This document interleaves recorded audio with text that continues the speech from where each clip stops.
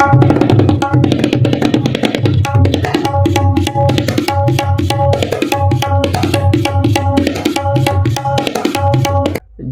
गुरुदत्त देवस्थानतर्फे गुरुदत्त जयंतीनिमित्त विविध कार्यक्रमांचे आयोजन करण्यात आले होते।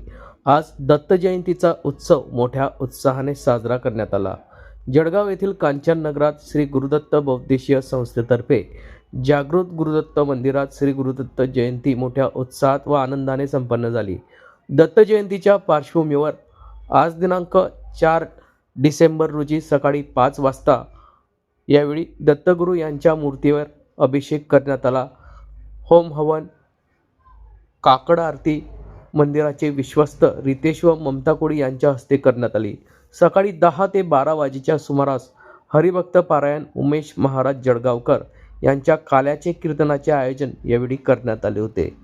दुपारी 12 वाजता दत्तगुरूंची महाआरती करण्यात आली व या प्रसंगी गुरुदत्त सेवा पुरस्काराचा समारंभ संपन्न झाला। सामाजिक क्षेत्रात उल्लेखनीय कार्य करणाऱ्या नामदेव बळीराम पाटील, उमेश आधार पाटील, लीलाधर माधव कोळी यांना श्री गुरुदत्त सेवा पुरस्कार प्रदान करण्यात आला। या कार्यक्रमास माजी नगरसेवक किशोर बाविस्कर, मुकुंदा सोनवणे, आदिवासी वाल्मिक सेनेचे अध्यक्ष योगेश बाविस्कर, राष्ट्रीय हिंदू संघटनेचे जिल्हाध्यक्ष प्राचार्य सुरेश वाघ, राष्ट्रीय हिंदू संघटना उपाध्यक्ष नागराज महाजन, महामंत्री राजेशजी बन्सल, उपमहामंत्री ओम प्रकाश जोशी, जिल्हा सचिव राजेश बारे, सामाजिक कार्यकर्ते संतोष पाटील, सामाजिक कार्यकर्ते अक्षय सोनवणे, सामाजिक कार्यकर्ते रोहन सोनवणे, दिनेश सोनवणे, माजी मुख्याधिकारी प्रभाकर सोनवणे, रोहिदास ठाकरे आदींची यावेळी उपस्थिती होती। कार्यक्रमाच्या यशस्वीतेसाठी दिनेश सोनवणे, उमेश सोनवणे, प्रभाकर धनगर, मेघराज पाटील, तेजस कोळी, सतीश सोनवणे, हर्षल साळुंके, करण कोळी, नाना कोळी, राजू ठाकूर, भावेश कोळी, भूषण साळुंके, एकनाथ शिंपी, प्रभाकर सोनवणे आदींनी परिश्रम केले। या कार्यक्रमाचे आभार प्रदर्शन जागृत गुरुदत्त देवस्थानचे विश्वस्त श्री राजेंद्र कोळी यांनी मानले। या संदर्भात मंदिराचे विश्वस्त राजेंद्र कोळी नेमकं काय बोलले आहेत ते जाणून घेऊयात।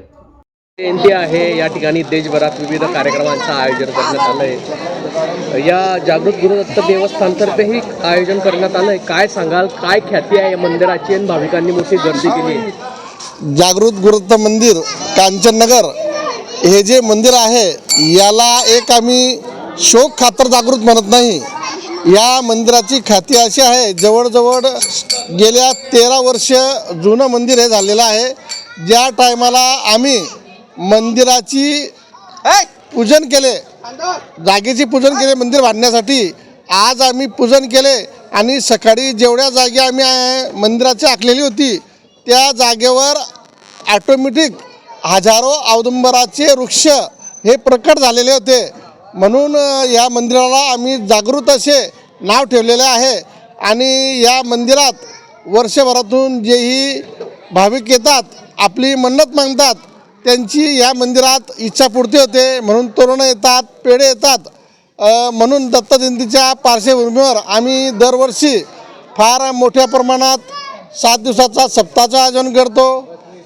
या ठिकाणी गुरुदत्ताच्या रॅलीचे आयोजन होते, तसेच महाभंडाराही होतो।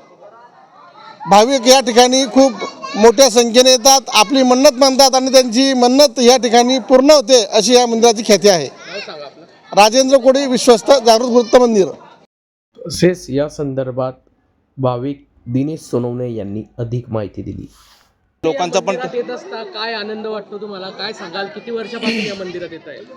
आपण गुरुदत्त दत्त जे म्हणतो, आपण त्रिदेवांचा संगम आहे आणि आपण जेव्हा या ठिकाणी येतो आपल्याला प्रचंड ऊर्जा या ठिकाणी जाणवते। ती ऊर्जा आपल्याला पुढच्या आयुष्यामध्ये नक्कीच आपल्या जे काही संकट असतील किंवा आपल्याला पुढचं मार्गक्रमण जे करावं असेल त्याकरता कामी येते। हा एक जागृत देव जे आपण म्हणतो त्याचा एक अनुभूती आपल्याला या ठिकाणी मिळते। नाव सांगा आपलं? दिनेश ताराचंद सोनवणे।